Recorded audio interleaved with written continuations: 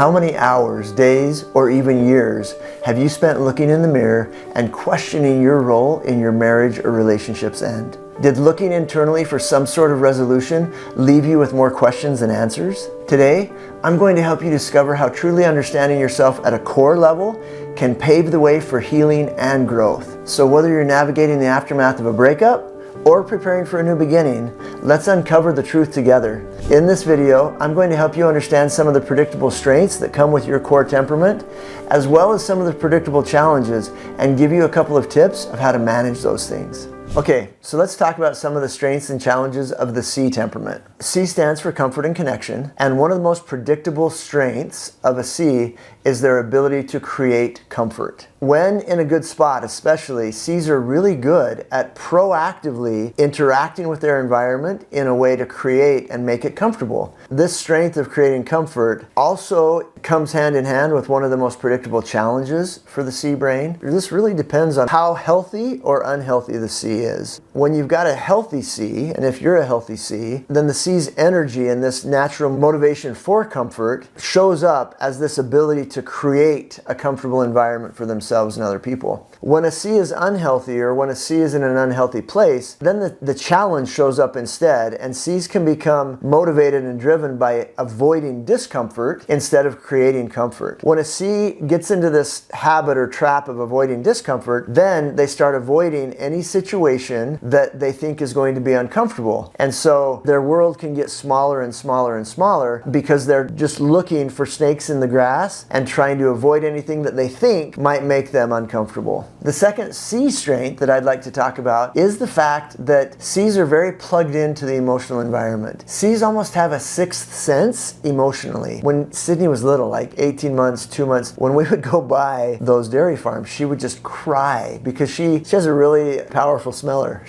Her sense of smell is really strong, and it was painful for her to smell those dairy farms. And the rest of us, I mean, we could smell them, but we weren't nearly as affected by them as Sydney was. And that's kind of how it is for a C. C's feel things that other people, other personality types, other temperament types don't feel, not even aware of. And so when a C goes into a room, sometimes it's like drinking out of an emotional fire hydrant for them because they're feeling all of this stuff coming at them, and lots of other people can be totally unaware of what's going on. This strength can lead to a couple of different challenges that are super important. One of them is because C's feel so much, a lot of times they have a lot of confidence in the conclusions that they draw based on what they're feeling. You gotta be really careful as a C, because one of the most important things in communication is saying what you mean and believing what is said. The only way to communicate well is to trust what the other person is saying. So there's a lot that is going on under the surface with a C. C's are very much kind of like an iceberg, and oftentimes what you see on the surface is only just a small portion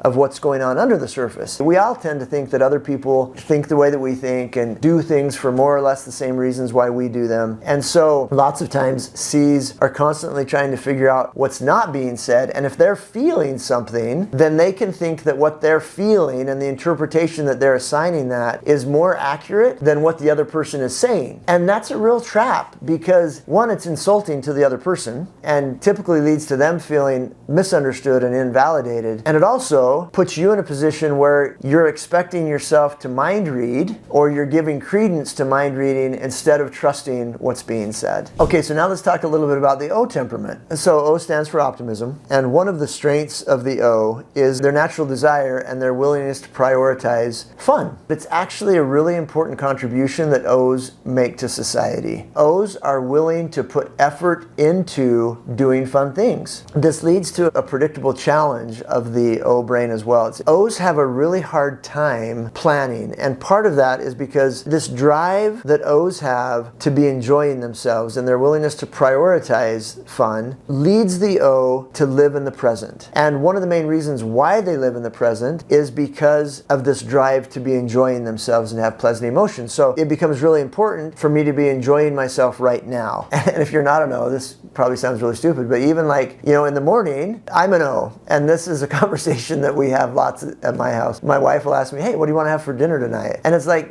7 in the morning, and I'm like, I don't know, nothing sounds good to me right now. Maybe some oatmeal, because I live right now. I look at my day at the end of the day. Like I look at tomorrow, I have no idea what's on my schedule for tomorrow. I'll think about tomorrow tonight when I'm looking at my schedule, and then I'm going to see that I probably have a few places where I've double booked myself for different things because of this challenge that the O has to be able to plan. And it's because of this drive to be having fun and because they live in the present. The second strength that I'd like to talk about in the O is what O stands for, which is optimism. O's naturally see the potential in things and in people. They see the possibility, and the O brain loves the process of wrapping their brains around what could be. They give the benefit of the doubt really easily. So this optimism and the ability to see the potential in things and situations, and the fact that the O loves the process of wrapping their brains around something, that's the fun and the exciting part for the O brain. And this leads to one of the most predictable challenges, which is follow through. After they've seen what could be and they've kind of wrapped their brains around the possibility of something, then comes the drudgery of all of the details and all of the minutia necessary to follow through with things. They have a hard time maintaining momentum. The R temperament, one of the most predictable strengths of the R, is that R's are really good at creating movement. R's live in the future, and they're really good at blowing through obstacles. And we talked a little bit about this in a previous video, but I just want to underscore it again. So the emotional process that goes on with the R, when something comes onto the screen, gets onto the radar screen or the attention of the R, it creates emotional distress. The lack of resolution of the undoneness of that thing creates emotional distress for the R. And that is what motivates the R to get going and to resolve things. It's the resolution of that. And so R's are really good at busting through obstacles to get stuff done. And this leads to one of the biggest challenges for you R's, which is managing what gets on the radar screen. Whatever the R is focused on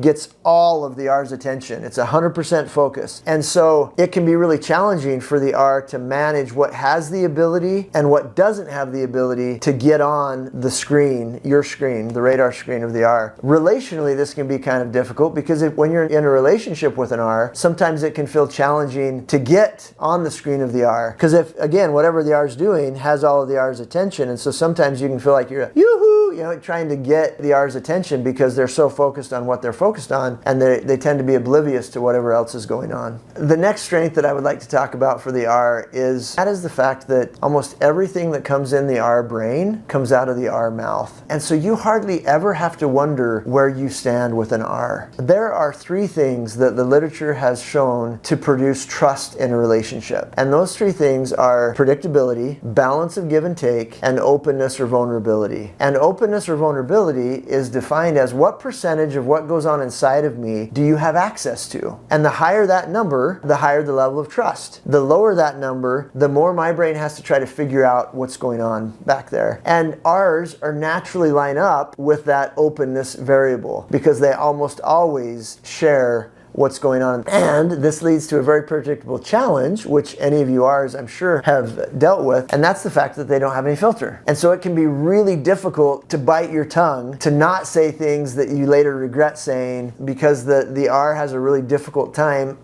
Where the C, like I was talking about a minute ago, the C hardly ever pops off, hardly ever says or does anything without thinking about it first. The R is just the opposite. R's pop off all the time. And last but not least, the E. One of the biggest strengths of the E brain is that they think through things really thoroughly. The E loves researching the best way. Core motivator for the E brain is to find the best way to do something and then be able to replicate it. They want to find the best process. And that is what anytime the E brain is working, it's trying to figure out how to make something better. And that brings quality. It brings excellent to humankind, to humanity. And it's one of the best strengths of the E brain. This also leads to one of the most predictable challenges for the E, which is lots of times E's will get stuck. If an E doesn't feel like they have the resources to do something the right way, they have a really hard time doing it halfway. The second strength that I'd like to talk about with the E is they have tremendous tenacity. tenacity. E's are this drive to do things the right way, leads to this grit and determination, and E can slog through challenges. E's have tremendous fortitude to be able to just chug through resistance in order to do something the right way. And this leads to one of the most predictable challenges that come with that, which is, we talked just a second ago about how E's can get stuck starting something, waiting for the perfect moment. E's can also, this tenacity can lead to E's getting stuck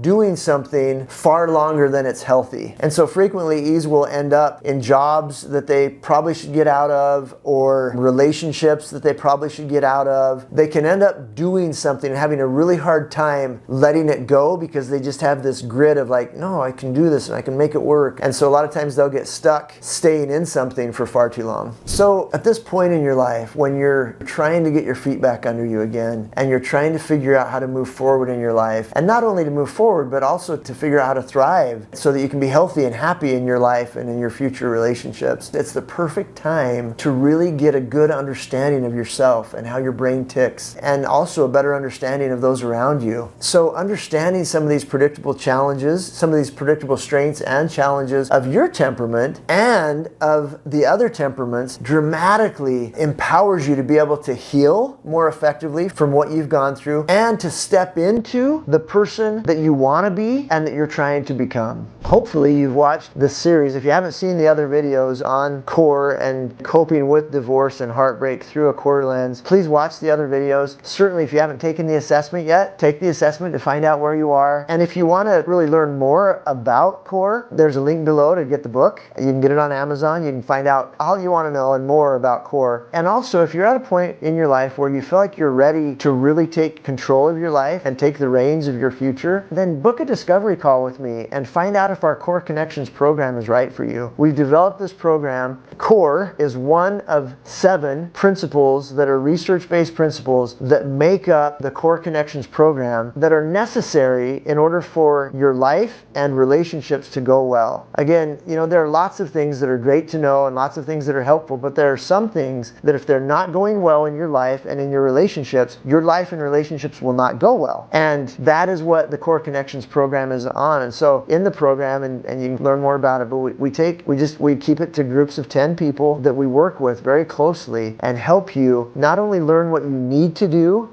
to heal and to have your life thrive, but also tons of support and resources to be able to not just read or hear about something, but actually implement these imperative changes into your life.